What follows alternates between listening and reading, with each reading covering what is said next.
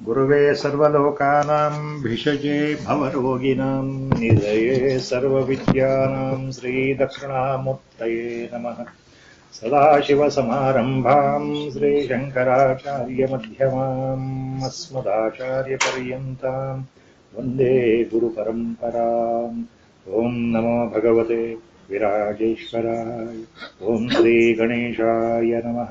ॐ श्रीमहासरस्वत्यै नमः। वसुदेवसुतं देवं कंसचाणूरमर्दनं देवकी परमानन्दं कृष्णं वन्दे जगद्गुरुं। मूकं करोति वाचालं पङ्गुं लङ्घयते गिरिं यत्कृपातमहं वन्दे परमानन्दमाधवम्। नारायणं नमस्कृत्य नरं चैव नरोत्तमं देवीं सरस्वतीं व्यासं ततो जयमुदीरयेत्।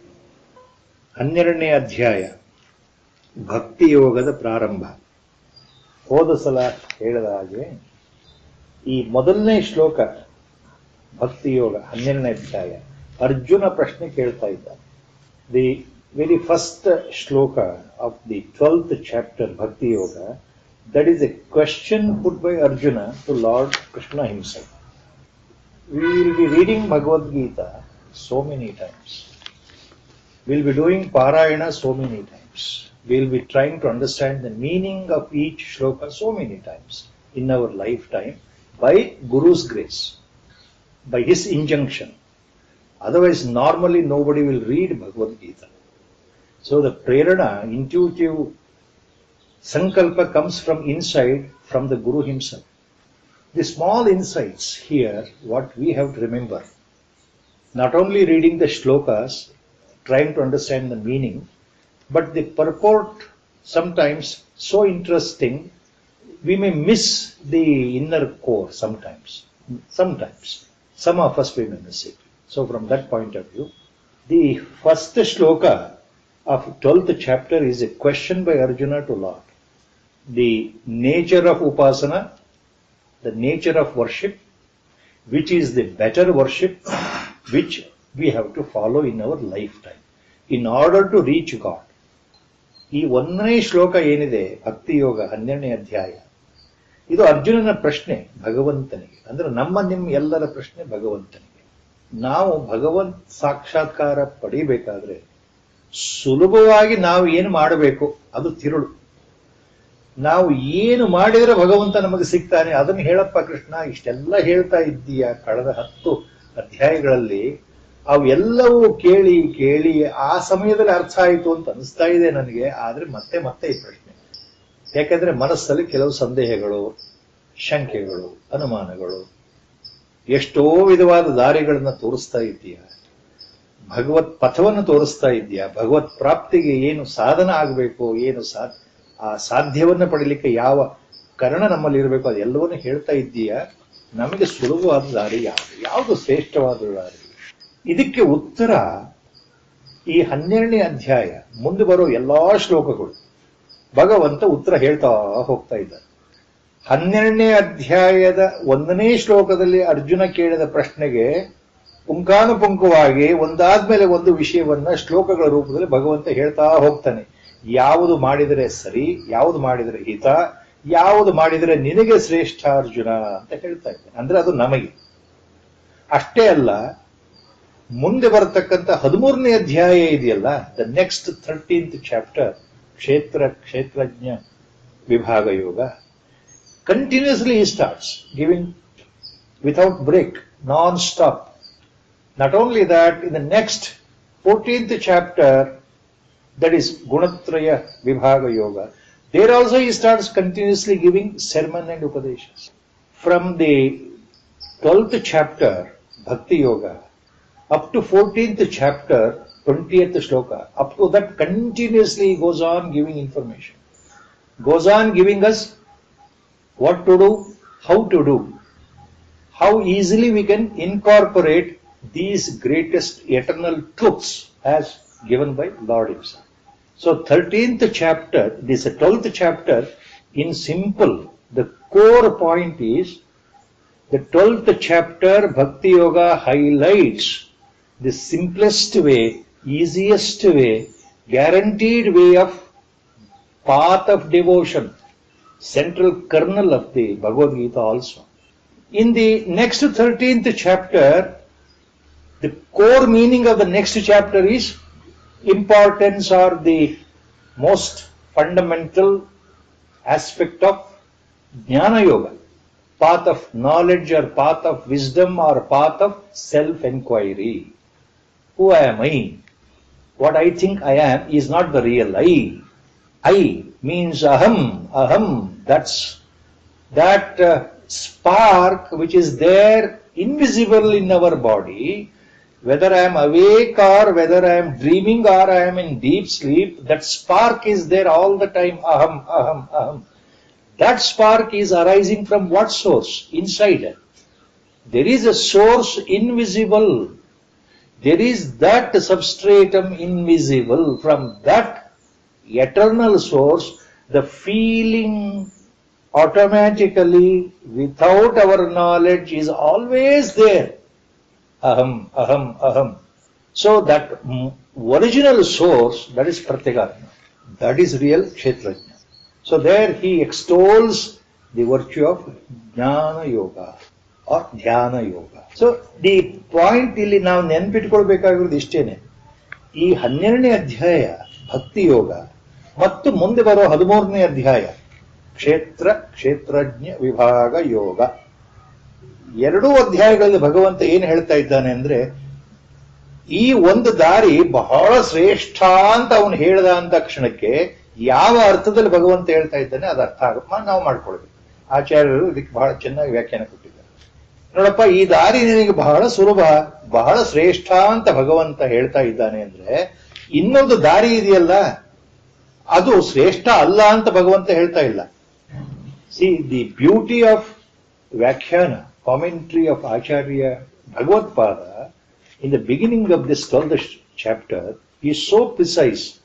We don't read because we don't have access. We don't know Sanskrit. We don't understand what Acharya said 1200 years before on this Bhagavad Gita. Even if I try to know, I may not follow these things. It was so beautiful explanation Acharya gives. When Arjuna puts the question, which is the better method, whether to worship God in the form of my Ishtadevata, with name and form, ರೂಪ ಆಕಾರ ಸಹಿತನಾದಂಥ ಭಗವಂತನನ್ನು ನಾನು ಮನಸ್ಸಿನಲ್ಲಿ ಪರಿಭಾವಿಸಿ, ಭಗವಂತ ನನ್ನ ಎದುರಿಗೆ ಇದ್ದಾನೆ, ಈ ರೂಪದಲ್ಲಿ ಇದ್ದಾನೆ ಅಂತ ನಾನು ತಿಳ್ಕೊಂಡು ಆತನ ಪೂಜೆಯಾಗ್ಲಿ, ಆತನ ಸಂಕೀರ್ತನೆಯಾಗ್ಲಿ, ಆರಾಧನೆಯಾಗ್ಲಿ, ಉಪಾಸನೆಯಾಗ್ಲಿ, ಸ್ತೋತ್ರ ಹೇಳೋದಾಗ್ಲಿ, ನಾಮ ಸಂಕೀರ್ತನೆ ಆಗ್ಲಿ, ಇದನ್ನು ನಾನು ಮಾಡ್ತಾ ಇದ್ರೆ ಅದಕ್ಕೆ ಆಚಾರ್ಯ ಹೇಳ್ತಾರೆ ಸಗುಣ ಉಪಾಸನೆ.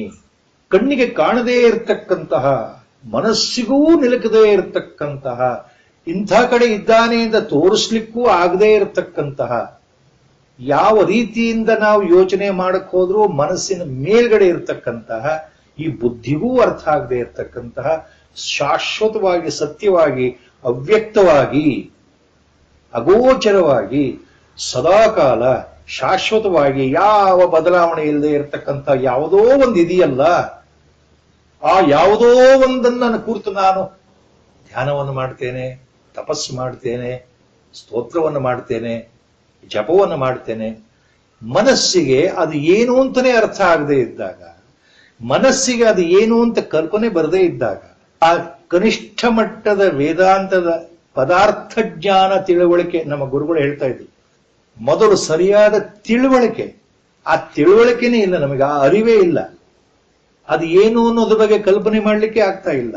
ಸೊ ಯಾವ್ದು ನಮಗೆ ಗೊತ್ತಿಲ್ವೋ, ಯಾವ್ದು ಗೊತ್ತಾಗ್ತಾ ಇಲ್ವೋ ಅದನ್ನು ಕೂತ್ಕೊಂಡು ನಾನು ಧ್ಯಾನ ಮಾಡ್ತೇನೆ.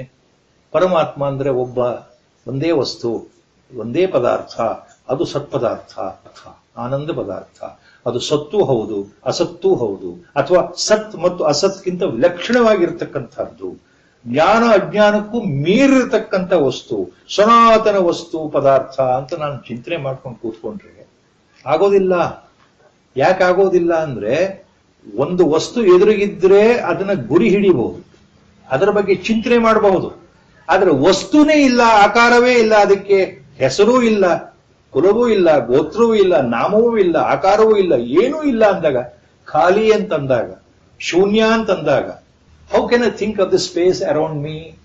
How can I imagine the space is lord?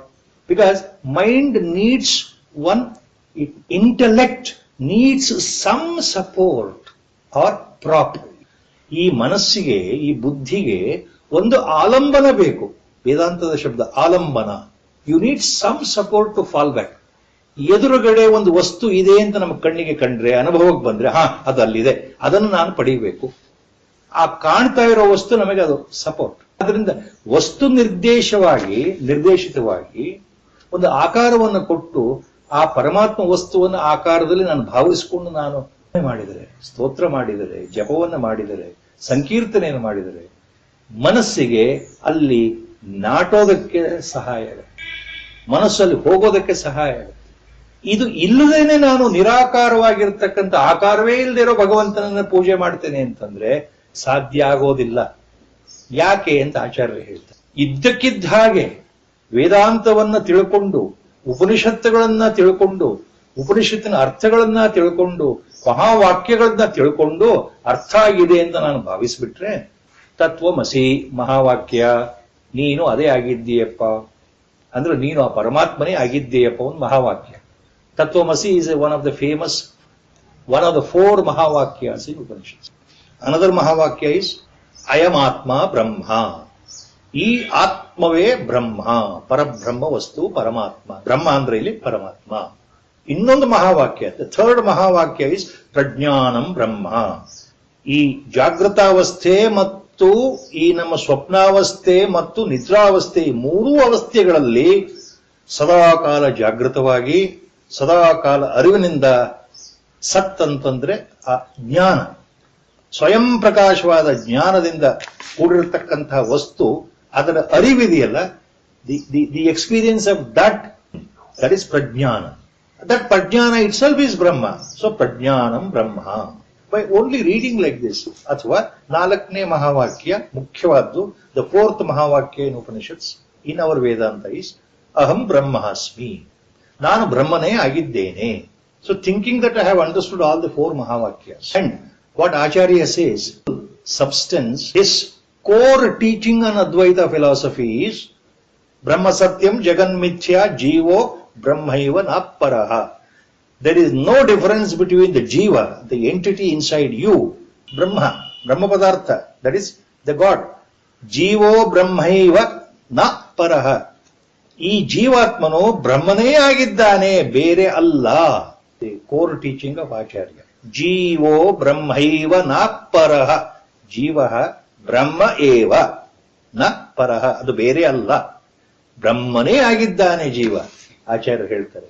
ಇದು ಅರ್ಥ ಆಗಬೇಕಾದ್ರೆ, ಅವರ ಆ ಉಪದೇಶ ಸಾರ ಅರ್ಥ ಆಗಬೇಕಾದ್ರೆ, ಈ 12ನೇ ಅಧ್ಯಾಯದ ಮೊದಲಿನಲ್ಲಿ ಅವರೇನು ತಮ್ಮ ಭಾಷ್ಯವನ್ನು ಕೊಟ್ಟಿದ್ದಾರೆ ಅದು ಅರ್ಥ ಆಗಬೇಕು. ಬಹಳ ಸುಲಭವಾಗಿ ಹೇಳ್ತಾರೆ. ನಮಗೆ ನಿರಾಕಾರ ಬ್ರಹ್ಮ, ಆಕಾರ ಇಲ್ಲದೆ ಇರೋ ಬ್ರಹ್ಮವನ್ನ ಕಲ್ಪನೆ ಯಾಕೆ ಮಾಡ್ಕೊಳಕ್ಕಾಗಲ್ಲ ಅಂದ್ರೆ, ನಮ್ಮ ಸಿದ್ಧತೆಗಳು ಸರಿ ಇರೋದಿಲ್ಲ, ಈ ಜನ್ಮಕ್ಕೆ ಅಧಿಕಾರ ಬಂದಿರೋದಿಲ್ಲ. ಆ ಗುರುವಿನಿಂದ ಅಧಿಕಾರ ಪ್ರಾಪ್ತ ಆಗಬೇಕು, ಗುರುವಿನ ಮೂಲಕ ಅಧಿಕಾರ ಪ್ರಾಪ್ತ ಆಗಬೇಕು. ಯಾವುದು? ನಿರಾಕಾರ ಉಪಾಸನೆ. ಜ್ಞಾನ ಮಾರ್ಗಕ್ಕೆ ಹೋಗ್ಬೇಕು ಅಂದ್ರೆ ಅದಕ್ಕೆ ಮೊದಲು ಹದ ಆಗ್ಬೇಕಲ್ಲ ಮನಸ್ಸು, ಈ ಸಂಸ್ಕಾರಗಳು ಹದ ಆಗ್ಬೇಕಲ್ಲ, ಈ ಮನಸ್ಸು ಶುದ್ಧವಾಗಬೇಕು ಅಂತ ಹೇಳ್ತಾರೆ ಆಚಾರ್ಯ. ಚಿತ್ತ ಶುದ್ಧಿ ಆಗಬೇಕು, ಈ ಮನಸ್ಸು ಶುದ್ಧವಾಗಬೇಕು, ಅದು ಗುರುಕೃಪೆಯಿಂದ ಮತ್ತು ನಮ್ಮ ಸಾಧನಾ ಬಲದಿಂದ. So by the grace of guru and our the purity of the mind should occur first, and that happens by guru's grace. Only when the mind is pure, ಸತ್ವಭಾವದಿಂದ ಮತ್ತೆ ಶುದ್ಧ ಸತ್ವಭಾವಕ್ಕೆ ಮನಸ್ಸು ಹೋದಾಗ ಏನಾಗತ್ತೆ ಅಂದ್ರೆ, ಜ್ಞಾನ ಮಾರ್ಗ ತಾನಾಗಿ ತಾನಾಗಿ ತಾನಾಗಿ ತೆರೆದುಕೊಳ್ಳುತ್ತೆ. ಸ್ವಯಂ ಪ್ರಕಾಶನಾದ ಆತ್ಮನು, ನಮ್ಮ ಹೃದಯದಲ್ಲಿ ಇರತಕ್ಕಂತಹ ಪ್ರತ್ಯೇಗಾತ್ಮನು ತಾನೇ ತಾನಾಗಿ ಸ್ವಯಂ ಪ್ರಕಾಶ ರೂಪದಲ್ಲಿ ತನ್ನ ಅನುಗ್ರಹವನ್ನು ಮಾಡಿ ತನ್ನ ದರ್ಶನವನ್ನು ತಾನೇ ಮಾಡ್ತಾನೆ. ಅಂದ್ರೆ ಸ್ವರೂಪ ದರ್ಶನ ಆ ಸಮಯದಲ್ಲಿ ಆತ್ಮನ ಕೃಪೆಯಿಂದ, ಅಂದ್ರೆ ಪರಮಾತ್ಮನ ಕೃಪೆಯಿಂದ, ಅಂದ್ರೆ ಗುರುವಿನ ಕೃಪೆಯಿಂದ ಆಗತ್ತೆ. ಆದ್ರಿಂದ ಆ ಮಾರ್ಗ ಎಲ್ಲರಿಗೂ ಒಂದೇ ಕ್ಷಣ, ಒಂದೇ ನಮ್ಮ ಜನ್ಮದಲ್ಲಿ ಆಗಬೇಕು ಅಂತ ಇಲ್ಲ. ಬಹಳ ಕಷ್ಟವಾದ ಮಾರ್ಗ. It is not that it is impossible. It is very difficult, to directly enter into that marga of jnana marga, path of wisdom, because your mind has to be purified. Vasanas have to be controlled. Our sadhana has to come up, and Guru's grace should be there. Until Chitta Shuddhi, until our sadhana matures by the grace of Guru, jnana itself will not realize, or it will start shining itself in your heart. That is why it is difficult. Not that it is inferior. It is very difficult. ಅದರಿಂದ ಭಗವಂತ ಏನ್ ಹೇಳ್ತಾ ಇದ್ದಾನೆ, the core point of 12th chapter is, confusion ಯಾಕೆ ಬರುತ್ತೆ? Majority people who think that they know Bhagavad Gita, or they think they understand Bhagavad Gita by reading commentaries, they go wrong here, as our Gurudev was always telling. One simple mistake majority will commit here is, most of the pravachanakaras, most of the commentators also commit the same mistake. See, pravachanakara andre what I am talking here, the person who has not been graced by the real Sadguru. If he starts giving upadesha or the commentary on Bhagavad Gita, he will go wrong. That's what our Gurudev said. So what they say here is, the second shloka if you take now when we come, out of the two, this is better. Worshipping God in a forum is the best method. Worshipping God in a formless way, out of that two methods, you have asked the question. The commentator says most of the time. In Bhagavad Gita, go to the 12th chapter. Lord says, worshipping God in your Ishtadevata forum, going to the temple of your Ishtadevata, performing puja, abhisheka, homa, havana for your Ishtadevata, or bowing down in front of the image of your Ishtadevata, whether it is Rama or Krishna or Shiva or Parvati or Durga, Anjaneya Swami or Subramanya, always you worship your forum. That is better. In that way you reach God. It is not I am saying. Lord himself is telling here in Bhagavad Gita, you know. Can Lord say something wrong? He says this is the easiest way. So don't bother about Vedanta. Don't eat your head on Upanishads. Don't listen to those high level lectures. They are useless. Simply with devotion you worship your God. That is enough. That's what Lord says. See, this is a dangerous trap we may fall in. This is the background I am giving. So we have to understand the core meaning very correctly. Lord is not degrading one method, eulogizing the other method or highlighting the other method. He simply said, Evam satata yuktaye bhaktas tvam paryupasate ye chapyaksharam avyaktam tesham ke yoga vittama. Tesham ke yoga vittama, plural. See, yoga vittama is the highest superlative degree Arjuna is asking. Yoga vid means the one who, yoga vittara, who is much better than yoga vit. Yoga vittama is the highest type of a yogi who is better than all the other yogis. Arjuna ಪ್ರಶ್ನೆ ಏನು ಕೇಳ್ತಾ ಇದ್ದಾನೆ, ಏವಂ ಸತತ ಯುಕ್ತಾಯೇ ಭಕ್ತಾ ತ್ವಾಂ ಪರ್ಯುಪಾಸತೆ.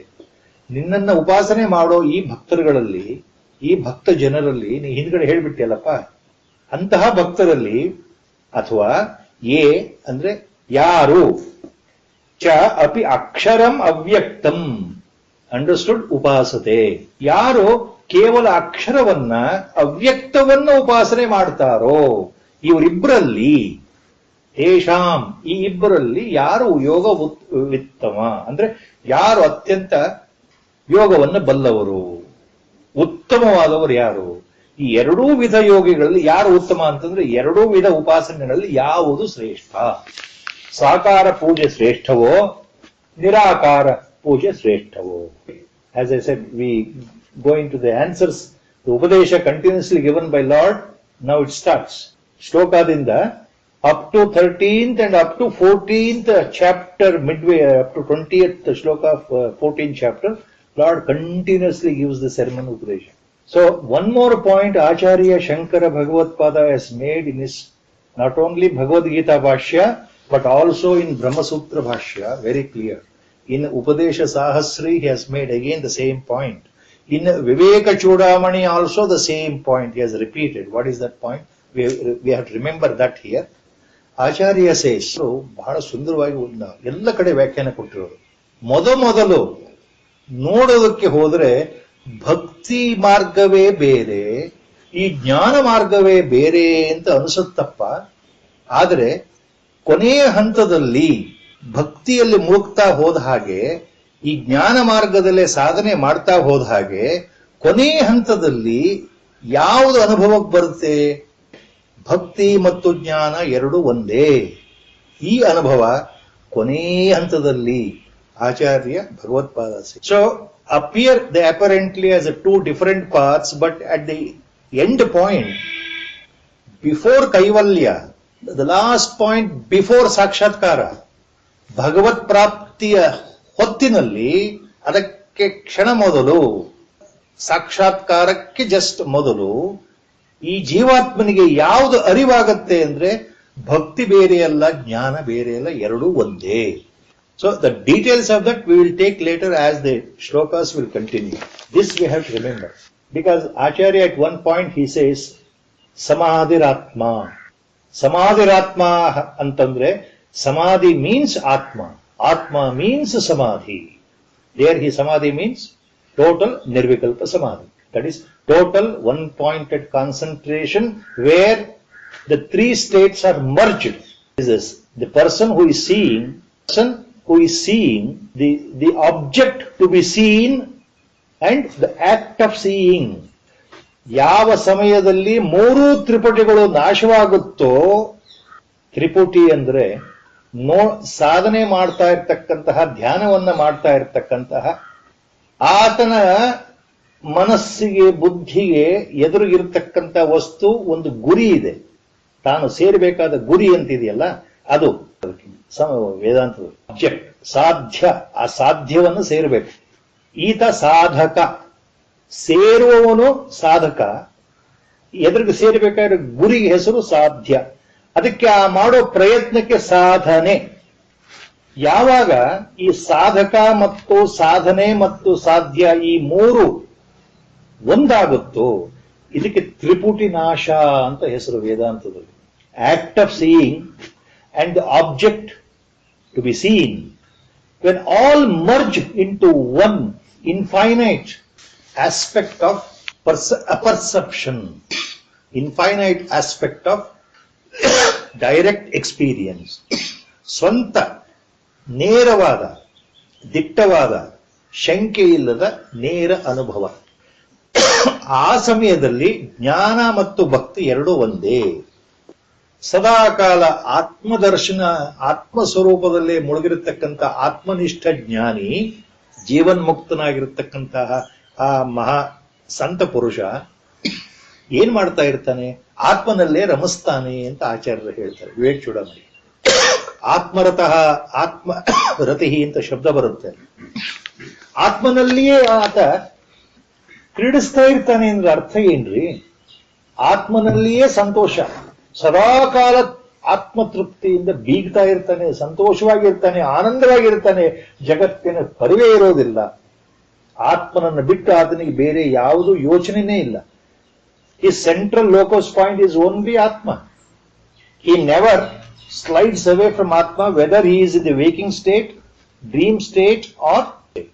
ಇದನ್ನ ಭಗವಾನ್ ರಮಣ ಮಹರ್ಷಿಗಳು he used the word ಸಹಜ ಸಮಾಧಿ. ಸದಾಕಾಲ ಆತ್ಮನಲ್ಲಿಯೇ ಮನಸ್ಸಿಟ್ಟಿರ್ತಕ್ಕಂತಹ ಜ್ಞಾನಿ ಅವನು ಸಹಜ ಸಮಾಧಿಯಲ್ಲಿರ್ತಾನೆ ಅಂತ ಹೇಳಿದರು. ಈ ಜೀವನ್ಮುಕ್ತ ಮಹಾಪುರುಷ, ಸಂತ ಪುರುಷ, ನಮ್ಮ ಗುರುದೇವರು ಸದಾಕಾಲ ಆತ್ಮನಲ್ಲಿಯೇ ರಮಿಸ್ತಾನೆ ಅಂತಂದ್ರೆ ಆತ್ಮನಿಷ್ಠನಾಗಿರ್ತಾನೆ, ಬ್ರಹ್ಮನಿಷ್ಠನಾಗಿರ್ತಾನೆ. ಆತ್ಮ ಬೇರೆ ಅಲ್ಲ, ಪರಮಾತ್ಮ ಬ್ರಹ್ಮ ಬೇರೆ ಅಲ್ಲ. ಆದ್ರಿಂದ ನಮ್ಮ ಗುರುಗಳು ಹೇಳ ಆತ ಸದಾ ಬ್ರಹ್ಮನಿಷ್ಠನಾಗಿರ್ತಾನೆ, ಸದಾ ಬ್ರಹ್ಮಾಕಾರ ವೃತ್ತಿಯಲ್ಲಿ ಇರ್ತಾನೆ. ಅಂದ್ರೆ ಅರ್ಥ ಏನು? ಅದನ್ನೇ ಚಿಂತೆ ಮಾಡ್ತಾ ಇರ್ತಾನೆ. ಅದರ ಚಿಂತೆ ಅಂದ್ರೆ ಅದ್ರ ಬಗ್ಗೆ ಮನಸ್ಸಿರುತ್ತೆ, ನೆಟ್ಟಿರುತ್ತೆ. ಈಗ ಭಕ್ತನ ಲಕ್ಷಣ ಏನು? ಭಕ್ತನ ಲಕ್ಷಣ ಏನು? ಅನನ್ಯ ಭಕ್ತ, ಪರಾಭಕ್ತಿ ತೋರಿಸ್ತಕ್ಕಂತಹ ಭಕ್ತಿ. ನೀವು ಸಂತ ಮೀರಾಬಾಯಿ ಜೀವನ ಚರಿತ್ರೆ ನೋಡಿ, ತುಕಾರಾಮರ ಜೀವನ ಚರಿತ್ರೆ, ಯಾವಾಗಲೂ ಪರಮಾತ್ಮನ ಧ್ಯಾನ. ನವ ದ್ವೀಪದಲ್ಲಿದ್ದಂತಹ ನಮ್ಮ ಚೈತನ್ಯ ಪ್ರಭು ಅವರ ಜೀವನ ಚರಿತ್ರೆ ನೋಡಿ, ಸದಾ ಕೃಷ್ಣ ಧ್ಯಾನ, ಅವ್ರಿಗೆ ಇನ್ನೇನು ಇಲ್ಲ. ರಾಮಕೃಷ್ಣ ಪರಮಹಂಸರ ಹೊರಗಿನ ಜೀವನ ನೋಡಿ, ಸದಾ ಮಾತೆ ಬಗ್ಗೆ ಧ್ಯಾನ. ಇದು ಪರಮ ಭಕ್ತಿಯ ಲಕ್ಷಣ. ಅಲ್ಲಿ ಭಕ್ತಿ ಇದ್ದಾಗ, ಭಕ್ತಿ ಉಕ್ಕೇರಿದಾಗ ಪರಮಾತ್ಮನ ದರ್ಶನ. ಪರಮಹಂಸರು ಹೇಳ್ತಾರೆ, ತಾಯಿ ನನಗೆ ದಿನಾ ದರ್ಶನ ಕೊಡ್ತಾ ಇದ್ದಾಳೆ, ಬರ್ತಾಳೆ, ಕೊಡ್ತಾಳೆ ಅಂತ. ಭಕ್ತ ನಾಮದೇವರು ಈ ಮಾತು ಹೇಳ್ತಾ ಇದ್ದಾರೆ, ನಾನು ಕರೆದಾಗ ವಿಠಲ ಬಂದು ಪಂಡರಾಪುರದಿಂದ ನನ್ನ ಎದುರಿಗೆ ಬಂದು ಪ್ರತ್ಯಕ್ಷ ಆಗ್ತಾ ಇದ್ದಾರೆ. ಪರಮ ಭಕ್ತನಾದ ಪುಂಡಲೀಕನಿಗೆ ವೈಕುಂಠದಿಂದ ನಾರಾಯಣ ಬಂದು ದರ್ಶನ ಕೊಟ್ಬಿಟ್ನಲ್ಲ ಪಂಡರಾಪುರದಲ್ಲಿ. ಅಂದ್ರೆ ಪರಮ ಭಕ್ತನಿಗೆ ಭಗವಂತ ದರ್ಶನ ಸುಲಭ, ಭಗವದ್ ದರ್ಶನ ಪ್ರಾಪ್ತಿ ಇದೆ ಅವರವರ ಇಷ್ಟ ದೇವತಾ ರೂಪದಲ್ಲಿ. ಜೀವನ ಚರಿತ್ರೆ ಏನಿದೆಯಲ್ಲ ಅಲ್ಲಿ ಬಹಳ 2 ಲೈನಲ್ಲಿ ಬರೆದಿದ್ದಾರೆ. ಯಾವ ರೀತಿ ಕೃಷ್ಣನ ದರ್ಶನ ಆಯಿತು, ನಿದ್ದೆಯಲ್ಲ ಅಥವಾ ಸ್ವಪ್ನದಲ್ಲ, ಕಣ್ಣು ಬಿಟ್ಟಾಗ ಜಾಗೃತ ಅವಸ್ಥೆಯಲ್ಲಿ ಯಾವ ರೀತಿ ಕೃಷ್ಣನ ದರ್ಶನ ಆಯಿತು ಅವರಿಗೆ ಅಂತ ಹೇಳಿದ್ದಾರೆ. ಯಾವ ರೀತಿ ರಾಮನ ದರ್ಶನ ಆಯಿತು ಅಂತ ಬರೆದಿದ್ದಾರೆ ವಿಜ್ಞಾನಿಯ ಸತ್ಯಾನ್ವೇಷಣೆಯಲ್ಲಿ. ಕೆಲವು ಬರೆದಿಲ್ಲ, ಇನ್ನು ಕೆಲವು ವಿಷಯಗಳಿದೆ. ಇದು 2 ಸಾಕಲ್ಲ ಉದಾಹರಣೆ, ದೊಡ್ಡ ದೊಡ್ಡ ಉದಾಹರಣೆ. ರಾಮನ ದರ್ಶನ ಅಥವಾ ಕೃಷ್ಣನ ದರ್ಶನ ಸುಲಭದ ಮಾತಲ್ಲ, ಪ್ರತ್ಯಕ್ಷವಾಗಿ ದರ್ಶನ ಮಹಾಭಕ್ತರಿಗೆ ಆಗ್ತಕ್ಕಂಥ ಲಾಭ ಅದು. ಅವರ ಮನಸ್ಸು ಸದಾ ಭಗವಂತನ ಇರುತ್ತಲ್ವಾ. The mind is always riveted towards God, always it is taking refuge at the feet of the lord.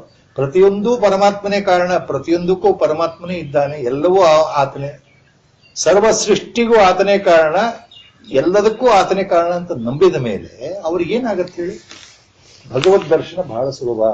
ಆಕಾರದಲ್ಲಿ ಪರಮಾತ್ಮನ ದರ್ಶನ ಸಾಕ್ಷಾತ್ಕಾರ ಬಹಳ ಸುಲಭ. ಯಾವ ರೀತಿ ಅವರು ಪರಮಾತ್ಮನ ಒಂದು ರೂಪದಲ್ಲಿ ಮನಸ್ಸಿಟ್ಟಿದ್ದಾರೋ, ಒಬ್ಬ ಜ್ಞಾನಿಯು ಆತ್ಮನಲ್ಲಿ ಅದೇ ಮನಸ್ಸಿಟ್ಟಿರ್ತಾನೆ. ಅದೇ ಆದ್ದರಿಂದ ಆ ಭಕ್ತಿ ಆತ್ಮನಲ್ಲಿಯೇ ತೋರಿಸ್ತಾನೆ ಜ್ಞಾನಿ. ಆದ್ದರಿಂದ ನಿಜವಾದ ಜ್ಞಾನಿ, ನಿಜವಾದ ಭಕ್ತ ಎರಡೂ ಒಂದೇ. ಯಾಕಂದ್ರೆ ಒಬ್ಬ ನಿಜವಾದ ಭಕ್ತನಿಗೆ ಮೊದಲು ದ್ವೈತ ಭಾವ ಇದ್ರೂ ಸಹ, ನಾನು ಬೇರೆ ಅಪ್ಪ, ನಾನು ಅಲ್ಪಜ್ಞ, ನೀನು ಮಹಾ ಸರ್ವಶಕ್ತ, ನೀನು ಪರಮಾತ್ಮ, ಸೃಷ್ಟಿ ಸ್ಥಿತಿ ಲಯಕ್ಕೆ ಕಾರಣ ಆಗಿರ್ತಕ್ಕಂಥ ಪರಮಾತ್ಮ ಸ್ವರೂಪ ನೀನು, ನೀನೆಲ್ಲಿ ನಾನೆಲ್ಲಿ ಅಂತ ಇಲ್ಲಿ ಶುರು ಆಗುತ್ತೆ ಭಕ್ತಿಭಾವ. ನನ್ನನ್ನು ಕಾಪಾಡು ಪರಮಾತ್ಮ, ನನ್ನನ್ನು ಉದ್ಧಾರ ಮಾಡು ಅಂತ. ಪ್ರಾರಂಭಿಕ ಹಂತದಲ್ಲಿ ಹೇಗಿರುತ್ತೆ ಅಂತಂದ್ರೆ ದ್ವೈತ ಭಾವ ಇರುತ್ತೆ. ದಿ ಭಕ್ತಿ mode always starts with the duality mode. The devotee, the real devotee, the bhakta always considers himself as something, a small dust, a speck of a dust in front of the Almighty Lord. He always considers himself as a alpajna, a limited, finite, small being, whereas God is infinite, vast, large. So he always thinks Lord is the separate, I am separate. That is how the sadhana starts. That is how a devotee starts his sadhana. That is how he starts worshipping. That is how he starts showing the bhakti. But as it progresses and progresses and progresses further, by the grace of Lord, ಭಗವಂತನ ಕೃಪೆಯಿಂದ ಒಂದು ಸಮಯ ಬಂದಾಗ ಈತನ ಭಕ್ತಿಭಾವ ಯಾವ ಮಟ್ಟದಲ್ಲಿ ಉಕ್ಕೇರಿ ಹೋಗುತ್ತೆ ಅಂದ್ರೆ, he forgets the world ultimately and completely depends on God for everything. ಪರಮಾತ್ಮನ ಬಿಟ್ಟು ಬೇರೆ ಏನು ಮಾತಾಡ್ಲಿಕ್ಕೆ ಸಾಧ್ಯನೇ ಇಲ್ಲ. ಮನಸ್ಸು ಸಾಮಾನ್ಯ ವಿಷಯಗಳು ಮಾತಾಡೋದಿಲ್ಲ, ಜನಗಳ ಸಂಪರ್ಕ ಬೇಕಾಗಿಲ್ಲ, ಸಂಸಾರದ ಚಿಂತೆ ಬರೋದಿಲ್ಲ, ಹೊಟ್ಟೆಪಾಡಿನ ಚಿಂತೆ ಮೊದಲೇ ಬರೋದಿಲ್ಲ. ಅಂತಹ ಸಮಯದಲ್ಲಿ ಅಲ್ಲಿ ಭಗವದ್ ದರ್ಶನ ಆದಾಗ ಅಲ್ಲಿ ಗೊತ್ತಾಗತ್ತೆ ಭಕ್ತನಿಗೆ. ಏನ್ ಗೊತ್ತಾಗತ್ತೆ ಅಂದ್ರೆ, ಎಲ್ಲ ಕಡೆ ಇದೆಯಲ್ಲಪ್ಪ ನೀನು ಪರಮಾತ್ಮ, ಆ ನೀನು ಬೇರೆ ಅಲ್ಲ, ನಾನು ಬೇರೆ ಅಲ್ಲ, ನೀನು ನಾನೇ, ನಾನು ನೀನೇ. ಜ್ಞಾನೇಶ್ವರ ಮಹಾರಾಜರ ಅಭಂಗಗಳಲ್ಲಿ ಬಹಳ ಚೆನ್ನಾಗಿ ಬಂದಿದೆ. ತುಕಾರಾಮ್ ಮಹಾರಾಜರ ಮರಾಠಿ ಅಭಂಗಗಳಲ್ಲಿ ಇದು ಬಂದಿದೆ. ನಾಮದೇವರ ಅಭಂಗಗಳಲ್ಲಿ ಬಂದಿದೆ. ಕೊನೆಯ ಹಂತದಲ್ಲಿ ನೀನು ಬೇರೆ ಅಲ್ಲ, ನಾನು ಬೇರೆ ಅಲ್ಲ ಅನ್ನೋ ಅದ್ವೈತ ಭಾವ ತಾನಾಗಿ ಬರುತ್ತೆ ಭಗವತ್ ಕೃಪೆಯಿಂದ ಅಂತ. 2ನೇ ಶ್ಲೋಕದಿಂದ ಭಗವಂತನ ಉಪದೇಶ ಶುರು. ಶ್ರೀ ಭಗವಾನ್ ಉವಾಚ ಮಯ್ಯಾವೇಶ್ಯ ಮನೋಯೇ ಮಾಂ ನಿತ್ಯಯುಕ್ತ ಉಪಾಸತೆ ಶ್ರದ್ಧಯಾ ಪರಯೋಪೇತಾ ಏತಾಃ ತೇ ಮೇ ಯುಕ್ತತಮಾ ಮತಾಃ. ಮಯ್ಯಾವೇಶ್ಯ ಮನೋಯೇ ಮಾಂ ನಿತ್ಯಯುಕ್ತ ಉಪಾಸತೆ. ಮಯಿ ಅಂದ್ರೆ ನನ್ನಲ್ಲಿ, ಮಯ್ಯಾವೇಶ್ಯ ಮನೋಯೇ ಮಾಂ ನಿತ್ಯಯುಕ್ತ ಉಪಾಸತೆ. ನಿತ್ಯಯುಕ್ತ ಮನಃ ಆವೇಶ್ಯ ಮಾಂ ಉಪಾಸತೆ ಶ್ರದ್ಧೆಯ ಪರಯ ಉಪೇತ ಮಾಂ ಉಪಾಸತೆ ಅಂತ ತಗೊಳ್ಬೇಕು. ಮಯ್ಯಾವೇಶ್ಯ ಮನೋಯೇ ಮಾಂ ನಿತ್ಯಯುಕ್ತ ಉಪಾಸತೆ ಶ್ರದ್ಧೆಯ ಪರಯೋಪೇತಾಸ್ತೆ ಮೇ ಯುಕ್ತತಮಾ ಮತಾಃ. ನನ್ನಲ್ಲೇ ಮನಸ್ಸನ್ನ ತೊಡಗಿಸಿ ನಿತ್ಯಯುಕ್ತರಾಗಿ ಸದಾಕಾಲ ನನ್ನ ಬಗ್ಗೆಯೇ ಚಿಂತನೆ ಮಾಡ್ತಾ ಯಾರು ನನ್ನನ್ನ ಅತ್ಯಂತ ಶ್ರದ್ಧೆಯ ಪರಯೋಪೇತಾಸ್ತೆ ಬಿಡಿಸಿದ್ರೆ, ಸಂಧಿಯನ್ನು ಬಿಡಿಸಿದ್ರೆ ಪರಯ ಉಪೇತಾಹ, ಶ್ರದ್ಧೆಯ ಪರಯ ಉಪೇತಾಹ. ಶ್ರದ್ಧೆಯ ಉಪೇತಾಹ ಅಂತಂದ್ರೆ ಶ್ರದ್ಧೆಯಿಂದ ಕೂಡಿದವನಾಗಿ, ಪರಯ ಅಂದ್ರೆ ಅತ್ಯಂತ ಪರಾಭಕ್ತಿಯ ಭಾವದಲ್ಲಿ, ಅತ್ಯಂತ ಶ್ರೇಷ್ಠವಾದ ಪರಮಭಕ್ತಿಯ ಭಾವ, ಪರಾಭಕ್ತಿಯ ಭಾವ, ಪರಮಭಕ್ತಿಯ ಭಾವ. ಈ ರೀತಿ ಉಳ್ಳವನಾಗಿ ಯಾರು ನನ್ನನ್ನ ಉಪಾಸತೆ, ನನ್ನನ್ನ ಧ್ಯಾನಿಸ್ತಾರೋ ಅಥವಾ ನನ್ನನ್ನ ಭಜಿಸ್ತಾರೋ, ಭಕ್ತಿಯಿಂದ ನನ್ನ ಉಪಾಸನೆ ಮಾಡ್ತಾರೋ, ನನ್ನ ಸ್ತೋತ್ರವನ್ನು ಹೇಳ್ತಾರೋ, ನನ್ನ ಗುಣಗಾನವನ್ನ ಮಾಡ್ತಾರೋ, ಅಥವಾ ನನ್ನ ಕೀರ್ತನೆಯನ್ನು ಮಾಡ್ತಾರೋ, ನನ್ನ ನಾಮ ಜಪವನ್ನ ಮಾಡ್ತಾರೋ, ಸದಾಕಾಲ ನನ್ನ ನಾಮವನ್ನೇ ಹೇಳ್ತಾ ಇರ್ತಾರೋ, ನನ್ನ ಗುಣಗಳನ್ನು ಹೊಗಳ್ತಾ ಇರ್ತಾರೋ, ಇವೆಲ್ಲ ಬರುತ್ತೆ. ಉಪಾಸನೆ ಅಂತಂದ್ರೆ ಭಕ್ತನ ಉಪಾಸನಾ ವಿಧಿಗಳಲ್ಲಿ ಎಲ್ಲವೂ ಬಂತು. ಕೀರ್ತನೆ, ಸಂಕೀರ್ತನೆ, ಸ್ತೋತ್ರ, ಭಜನೆ ಎಲ್ಲವೂ ಬರುತ್ತೆ. ಪರಮಾತ್ಮನ ಗುಣಗಾನಗಳು, ಆತನ ಕಥೆಯ ಗುಣಗಾನಗಳು ಎಲ್ಲವೂ ಸೇರ್ಕೊಳ್ಳುತ್ತೆ ಉಪಾಸನೆ. ಭಕ್ತನ ಉಪಾಸನೆ ನಾನಾ ವಿಧದಲ್ಲಿ ಇರುತ್ತಲ್ಲ. ಹಾಗೆ ಯಾರು ಭಕ್ತಿಯಿಂದ ನನ್ನ ಉಪಾಸನೆ ಮಾಡ್ತಾರೋ, ಅತ್ಯಂತ ಶ್ರದ್ಧೆಯಿಂದ ನನ್ನಲ್ಲೇ ಮನಸ್ಸಿಟ್ಟು ನನ್ನ ಉಪಾಸನೆ ಮಾಡ್ತಾರೋ, ಅಂತಹ ಭಕ್ತರು ಅತ್ಯಂತ ಯುಕ್ತರು, ಅತ್ಯಂತ ಶ್ರೇಷ್ಠರು. ಯುಕ್ತತಮ. ಅರ್ಜುನನ ಪ್ರಶ್ನೆಗೆ ಉತ್ತರ ಇದೆ. Lord says, you are asking a question, who is the better, the one who worships me or the one who worships Avyakta? The one who worships me or the one who worships Avyakta, Akshara? ಯಾರು ನಿರಾಕಾರ ಭಗವಂತನನ್ನು ಪೂಜೆ ಮಾಡ್ತಾರೋ, ಯಾರು ಆಕಾರ ಇರ್ತಕ್ಕಂಥ ಭಗವಂತನ ಪೂಜೆ ಮಾಡ್ತಾರೋ, ಅವರಲ್ಲಿ ಯಾರು ಶ್ರೇಷ್ಠ ಅಂತ ನೀನು ಕೇಳಿದ್ಯಲ್ಲಪ್ಪ. ನಾನು ಹೇಳ್ತೇನೆ, ಮತಾಹ, ನನ್ನ ಅಭಿಪ್ರಾಯದಲ್ಲಿ ಆ ಇಬ್ಬರಲ್ಲಿ ಯಾರು ಸದಾಕಾಲ ಶ್ರದ್ಧೆಯಿಂದ ನಿಷ್ಠೆಯಿಂದ ಭಗವದ್ ಭಕ್ತನಾಗಿ ಭಕ್ತಿಯಿಂದ ನನ್ನ ಉಪಾಸನೆ ಮಾಡ್ತಾರೋ ಆತ ಶ್ರೇಷ್ಠ. Earlier I gave some introduction, so you can follow now very easily. So Lord is saying, Sakara worship, Sakara puja, the better one than Nirakara puja. So fixing mind in me with firm faith, those who remain united with me are the best among yogis. ಮಯ್ಯಾವೇಶ್ಯ ಮನೋಯೇಮಾಂ ನಿತ್ಯ ಯುಕ್ತ ಉಪಾಸತೆ. ನಿತ್ಯ ಯುಕ್ತ, another meaning for the word ನಿತ್ಯ ಯುಕ್ತ ಅಂತಂದ್ರೆ ಏನು? ನಿತ್ಯ yukta means ಭಗವಂತ ನನ್ನವನು, ನಾನು ಭಗವಂತನಿಗೆ ಸೇರಿದವನು. Upasana devotion starts like. So a devotee, nitya yukta means he thinks Lord belongs to him and he belongs to Lord. ನನ್ನಲ್ಲೇ ಮನಸ್ಸಿಟ್ಟುವನು ಅರ್ಥ. As Acharya Shankara Bhagavad-pada ultimately said in the and Bhakti are one and the same ultimately. They are the two faces of the same coin in the highest Parimartha sense. ಪಾರಮಾರ್ಥಿಕವಾಗಿ ಉಚ್ಚ ಮಟ್ಟದಲ್ಲಿ ಭಕ್ತಿ ಮತ್ತು ಜ್ಞಾನ ಅದರಲ್ಲಿ ವ್ಯತ್ಯಾಸ ಇಲ್ಲ. Jnana and bhakti are knowledge and bhakti are wisdom and devotion, they are one and the same. Are mainly interested in the path of devotion in North India mainly. The North Indian Vaishnavite sects, the North Indian Vaishnavism influenced by Gaudiya Vaishnavism. Please follow this. The Gaudiya word, Gauda Desha, Gaudiya. Gaudiya means anything belonging to Gauda Desha. In olden days, the Gauda Desha referred to the Vanga Desha, that is Bengal, undivided Bengal. The whole of Bengal was referred as Gauda Desha. So anything coming from that are the people or the patronages, that's Gaudiya. Even before the advent of Chaitanya Mahaprabhu in Bengal, Navadvip, the Vaishnavism had already taken its roots, worshipping God in the form of Lord Narayana, Vasudeva. Already it was there. So it was a duality philosophy. Dualism was persisting. Dvaita Bhava was there. Lord is Narayana or Vasudeva and I am his worshipper. By worshipping him, by purely devoting myself to his service, I will be emancipated. I will attain mukti, kaivalya. That was there. And 14th century, 15th century, during that period when Chaitanya Prabhu came into the scene, he expanded that. Whole of North India. Whole of North India. So, that Vaishnavism, rooted in Bengal, is called Gaudiya Vaishnavism, and that spread throughout North India. So you find now so many different sects are there.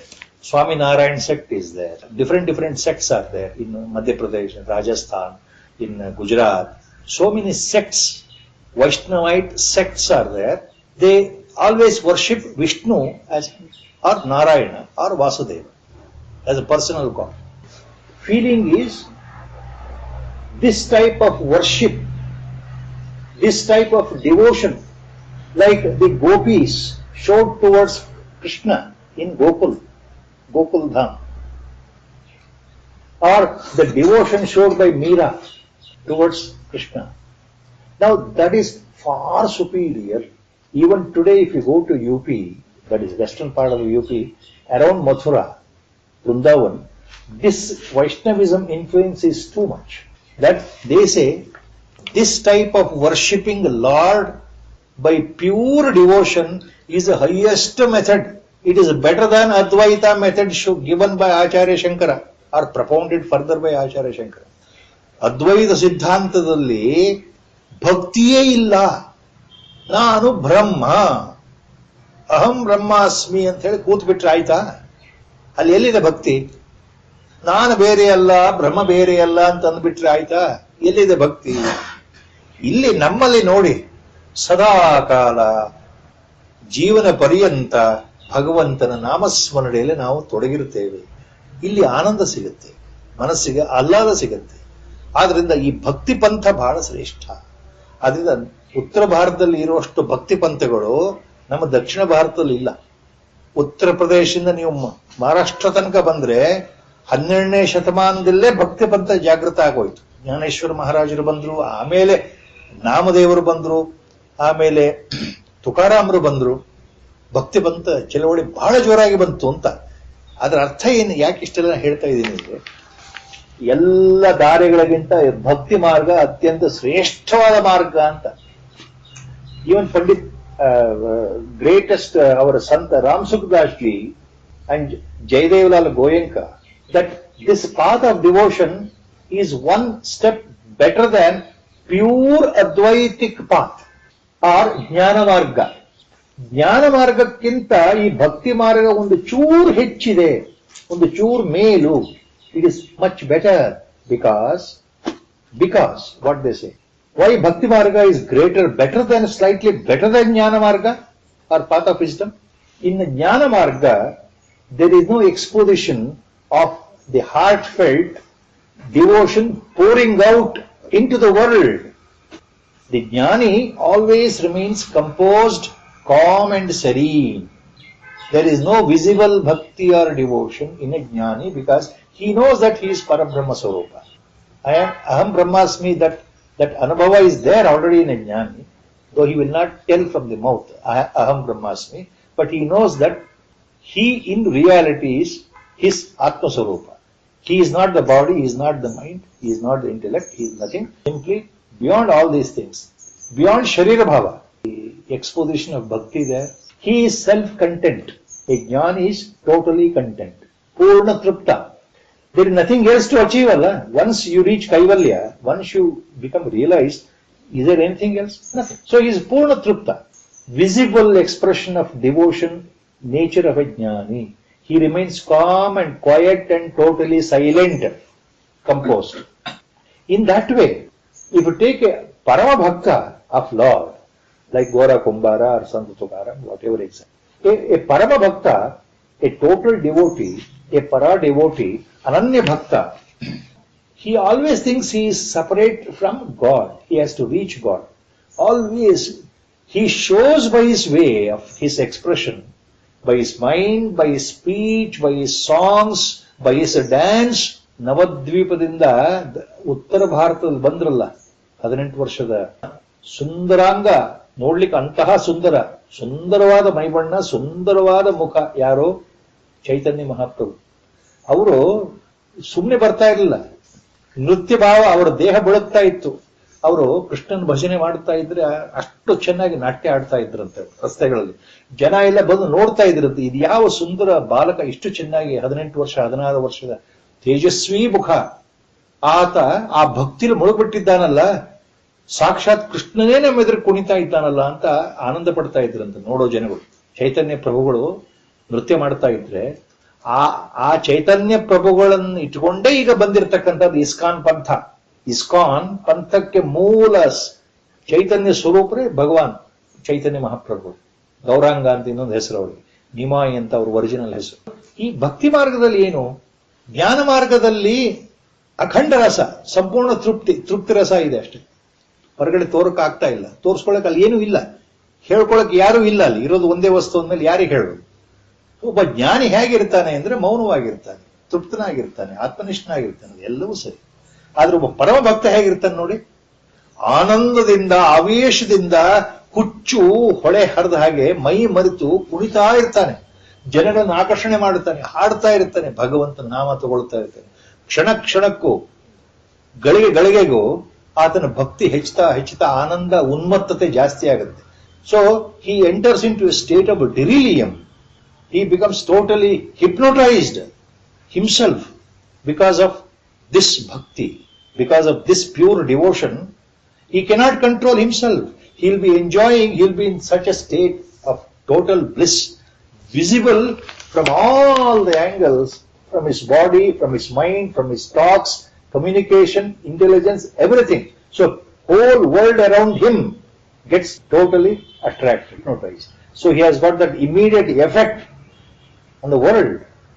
ಒಬ್ಬ ಪರಮ ಭಕ್ತ ಬಂದ್ರೆ ವಿದ್ಯುತ್ ಸಂಚಾರ ಆಗತ್ತೆ ಸುತ್ತಲೂ ಇರತಕ್ಕಂಥ ಜನಗಳಿಗೆ. ಆದ್ದರಿಂದ ಪರಮ ಭಕ್ತನಲ್ಲಿ ಒಂದು ವಿಲಕ್ಷಣವಾದ ಆನಂದ ಎಂದು ಕಾಣುತ್ತೆ. ತೃಪ್ತಿಗಿಂತ ಹೆಚ್ಚಾಗಿ ಆನಂದ, ಮೈ ಮರ್ತೋಗುವಂತ ಆನಂದ. ನಾನು ಯಾರು ಅಂತಾನೆ ಮರ್ತೋಗುತ್ತೆ. ಭಗವಂತನ ಬಿಟ್ಟರೆ ಅವನು ಏನು ಕಾಣ್ತಾ ಇಲ್ಲ, ಅಲ್ಲಿ ಎಲ್ಲವೂ ಮರ್ತೋಗುತ್ತೆ. ಆನಂದವಾಗಿ ಹಾಡ್ತಾ ಇರ್ತಾನೆ, ಕುಣಿತಾ ಇರ್ತಾನೆ, ನೋಡೋರಿಗೆ ಹುಚ್ಚು ಅನ್ಸೋ ರೀತಿಯಲ್ಲಿ ಮಾತನಾಡ್ತಾ ಇರ್ತಾನೆ. ಆ ದೃಷ್ಟಿಯಿಂದ ಮಾರ್ಗ ಜ್ಞಾನ ಮಾರ್ಗಕ್ಕಿಂತ ಒಂದು ಚೂರು ಉತ್ತಮ. ಆ ದೃಷ್ಟಿಯಿಂದ comparing in that way Ram Sukhdas Maharaj and others including Jaidev Goenka and Acharya Ramanuja and Acharya Madhva, that the path of devotion is much slightly better than ಜ್ಞಾನ ಯೋಗಕ್ಕಿಂತ ಅದ್ವೈತದಲ್ಲಿ ತಗೊಳ್ತಕ್ಕಂಥ ಏನು ಸಿದ್ಧಿ ಇದೆಯಲ್ಲ ಜ್ಞಾನ ಯೋಗದಲ್ಲಿ, ಅದಕ್ಕಿಂತ ಇದು ಉತ್ತಮ. ಅದಕ್ಕೆ ಆಚಾರ್ಯ ರಾಮಾನುಜರು ವಿಶಿಷ್ಟಾದ್ವೈತ ಸಿದ್ಧಾಂತಕ್ಕೆ ಮೂಲವಾಗಿ ಒಂದು ಕೊಡುಗೆ ಕೊಟ್ಟಿದ್ದಾರೆ.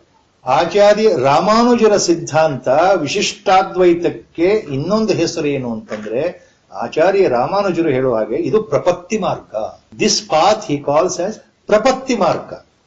ಪರಮಾತ್ಮನಲ್ಲಿ ಸಂಪೂರ್ಣವಾದ ನಿಷ್ಠೆ, ಪರಮಾತ್ಮನಲ್ಲಿ ಸಂಪೂರ್ಣವಾಗಿ ಶರಣಾಗತಿ. ನೀನೇ ಅಪ್ಪ ಎಲ್ಲವೂ, ನಾನೇನೂ ಇಲ್ಲ, ನಿನ್ನ ಪಾದದಲ್ಲಿ ನನ್ನ ತಗೊಳ್ಳಪ್ಪ ಅಂತ ನಿಜವಾದ ಶರಣಾಗತಿಗೆ ಪ್ರಪತ್ತಿ ಅಂತ ಹೇಳ್ತಾರೆ ಆಚಾರ್ಯ ರಾಮಾನುಜರು. ಪ್ರಪತ್ತಿ ಶಬ್ದವನ್ನು ಅವರು ತಂದ್ರು. ಮಧ್ವಾಚಾರ್ಯರು ಪ್ರಪತ್ತಿ ಶಬ್ದ ಹೇಳದೇ ಇದ್ರು. ರಾಮಾನುಜರ ಈ ವಿಚಾರಧಾರೆ ಅವರು ಹೇಳ್ತಾರೆ ದ್ವೈತದಲ್ಲಿ. ದ್ವೈತ ಸಿದ್ಧಾಂತದಲ್ಲಿ ಭಗವಂತನೇ ಬೇರೆ, ನಾನೇ ಬೇರೆ, ನಾನು ಅಂದ್ರೆ ಜೀವ. ಈ ಪ್ರತ್ಯೇಗಾತ್ಮ, ಈ ಜೀವನೇ ಬೇರೆ, ಭಗವಂತನೇ ಬೇರೆ, ನೀನೆಲ್ಲಿ ನಾನೆಲ್ಲಿ ಅಪ್ಪ, ನೀನು ಒಡೆಯ, ನಾನು ನಿನ್ನ ದಾಸ ಅಂತ ಹೇಳ್ತಾರೆ. ಎರಡೂ ಸಿದ್ಧಾಂತಗಳಲ್ಲಿ ಆಚಾರ್ಯರು ಭಕ್ತಿ ಮಾರ್ಗಕ್ಕೆ ವಿಶೇಷವಾದ ಮಹತ್ವವನ್ನು ಕೊಟ್ಟಿದ್ದಾರೆ. Bhagavad Gita shlokas commentaries can be understood. So ಭಗವಂತ ಏನ್ ಹೇಳ್ದ, ಮಯ್ಯಾವೇಶ್ಯ ಮನೋ ಯೇ ಮಾಂ ನಿತ್ಯ ಯುಕ್ತ ಉಪಾಸತೆ ಶ್ರದ್ಧೆಯ ಪರಯೋಪೇತಾಸ್ತೆ May ಯುಕ್ತತಮಾ ಮತಾಃ. Next two shlokas come together. Then Arjuna should not have a doubt, Allah. When I say Bhakti Marga is better, then what about Jnana Marga? So that doubt should not come. To clear that doubt, next two shlokas. I have told you, Arjuna, Bhakti Marga is better. ಶ್ರೇಷ್ಠವಾದ ದಾರಿ, ಭಗವಂತನ ಉಪಾಸನೆ ಶ್ರೇಷ್ಠ, ಜ್ಞಾನ ಮಾರ್ಗ ಅಂತ ಹೇಳಿಲ್ಲ ಅವರು. ಉಪಾಸನೆ ಮಾಡೋದು ಶ್ರೇಷ್ಠ. ಈ ಜ್ಞಾನ ಮಾರ್ಗದಲ್ಲಿ ಹೋದ್ರೆ ಕಷ್ಟ ಇದೆಯಪ್ಪ, ಅದ್ರಿಂದ ಇದು ಬಹಳ ಸುಲಭ, ಅದರಿಂದ ಶ್ರೇಷ್ಠ ಅಂತ ಹೇಳಿ ತಪ್ಪು ತಿಳ್ಕೋಬಾರ್ದಲ್ಲ ಅರ್ಜುನ. ಅದರಿಂದ ಮುಂದಿನ ಎರಡು ಶ್ಲೋಕದಲ್ಲಿ ಏನ್ ಹೇಳ್ತಾ ಇದ್ದೇನೆ ಭಗವಂತ, ದೇ ಗೋ ಟುಗೆದರ್. ಏತ್ವಕ್ಷರಮ ನಿರ್ದೇಶ್ಯಂ ಅವ್ಯಕ್ತಂ ಪರ್ಯುಪಾಸತೆ ಸರ್ವತ್ರ ಗಮ ಚಿಂತ್ಯಂ ಚ ಕೂಟಸ್ಥಂ ಅಚಲಂ ಧ್ರುವಂ ಸನ್ನಿಯಂ ಇಂದ್ರಿಯಗ್ರಾಮಂ ಸರ್ವತ್ರ ಸಮಬುದ್ಧಯಃ ತೇ ಪ್ರಾಪ್ನುವಂತಿ ಮಾಮೇವ ಸರ್ವಭೂತಹಿತೇ ರತಾಃ. Now is extolling or interested are sadhakas, aspirants who are interested in ಜ್ಞಾನ ಮಾರ್ಗ, ಸಾಂಖ್ಯ ಮಾರ್ಗ. ಭಗವದ್ಗೀತೆ ವಿಶ್ಲೇಷಣೆ ಭಗವಂತನ ಪ್ರಕಾರ ಸಾಂಖ್ಯದಲ್ಲಿ ಯಾರಿಗೆ ಮನಸ್ಸಿದೆಯೋ, ಜ್ಞಾನ ಮಾರ್ಗದಲ್ಲಿ ಯಾರಿಗೆ ಮನಸ್ಸಿದೆಯೋ, ಧ್ಯಾನ ಮಾರ್ಗದಲ್ಲಿ ಯಾರಿಗೆ ಮನಸ್ಸಿದೆಯೋ ಅಂಥವರು ತಮ್ಮ ಎಲ್ಲ ಇಂದ್ರಿಯಗಳನ್ನ, 5 ಇಂದ್ರಿಯಗಳನ್ನ ಸ್ವಲ್ಪ ಮಟ್ಟಿಗೆ ಕೈವಶದಲ್ಲಿಟ್ಟುಕೊಂಡು ಎಲ್ಲ ಕಡೆಯೂ ಸಮಚಿತ್ತರಾಗಿ ಸಮಬುದ್ಧಿ ಉಳ್ಳವರಾಗಿ, equanimity of the mind is called samabuddhi. ಸಂನಿಯಮೇಂದ್ರಿಯ ಗ್ರಾಮಂ, ಇಂದ್ರಿಯ ಗ್ರಾಮಂ ಸಂನಿಯಮ್ಯ. ಇಂದ್ರಿಯ ಗ್ರಾಮ ಅಂದ್ರೆ 5 ಇಂದ್ರಿಯಗಳನ್ನ, ಜ್ಞಾನೇಂದ್ರಿಯಗಳನ್ನ ಸಂಪೂರ್ಣವಾಗಿ ಹಿಡ್ಕೊಂಡು, controlling your sensory organs, keeping them under your control. ಸರ್ವತ್ರ ಸಮಬುದ್ಧೆಯ ಸರ್ವಭೂತ ಹಿತೇರತಾಹ. ಯಾರಲ್ಲೂ ದ್ವೇಷ ಇಲ್ಲಪ್ಪ. ಸರ್ವಭೂತ ಹಿತೇರತಾಹ ಬಹಳ ಭಗವಂತನಿಗೆ ಬಹಳ ಪ್ರಿಯವಾದ ವರ್ಡ್, 2 ಕಡೆ ಬರುತ್ತೆ. ಸರ್ವಭೂತ ಹಿತೇರತಾಹ, people who always thinking the welfare of all creatures, no hatredness towards anybody, whether it is a human or whether it is a animal or a plant. ಜೀವ ಇರ್ತಕ್ಕಂಥ ಎಲ್ಲಾ ವಸ್ತುಗಳು, ಜೀವಿಗಳಿದ್ದಾರಲ್ಲ, ಅವುಗಳ ಹಿತವನ್ನು ಬಯಸ್ತಕ್ಕಂಥವನು ಸರ್ವಭೂತ ಹಿತೇರತಾಹ. ಅಂತಹ ವ್ಯಕ್ತಿಗಳು, ಅಂತಹ ಸಾಧಕರನ್ನ, ಅಂತಹ ಭಕ್ತರನ್ನ, ಅಂತಹ ಯೋಗಿಗಳನ್ನ ಭಗವಂತ ಏನ್ ಕರೀತಾ ಇದ್ದಾನೆ? ಸರ್ವಭೂತ ಹಿತೇರತಾಹ.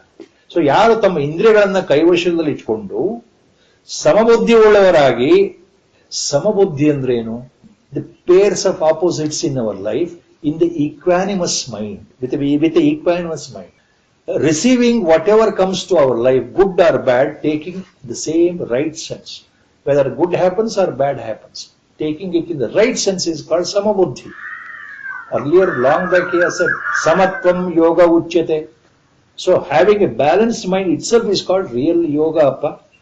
So when you control your senses, have your equanimity of the mind, if you don't hate, if you expect only good for all living creatures, ಎಲ್ಲ ಜೀವಿಗಳಿಗೆ ಒಳ್ಳೇದಾಗಲಿ ಅಂತ ನಿಮ್ಮಲ್ಲಿ ಆ ಶುಭ ಕಾಮನೆ ಇರುತ್ತಲ್ಲ.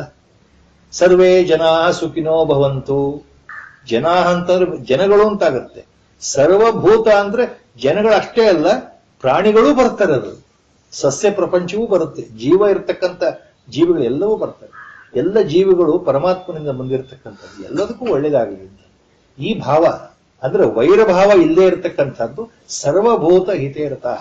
ಈ ರೀತಿ ಯಾರಾಗಿದ್ದಾರೋ, ಈ ರೀತಿ ಇರತಕ್ಕಂಥವರು ಅಚಲಂ, ಕೂಟಸ್ಥಂ, ಅನಿರ್ದೇಶ್ಯಂ, ಅಚಿಂತ್ಯಂ ಆಗಿರತಕ್ಕಂತಹ ಬ್ರಹ್ಮ ಪದಾರ್ಥವನ್ನ ಅವರು ಉಪಾಸನೆ ಮಾಡ್ತಾ ಇದ್ರೆ ಅವರೂ ನನ್ನನ್ನು ಸೇರ್ತಾರಪ್ಪ ಅರ್ಜುನ.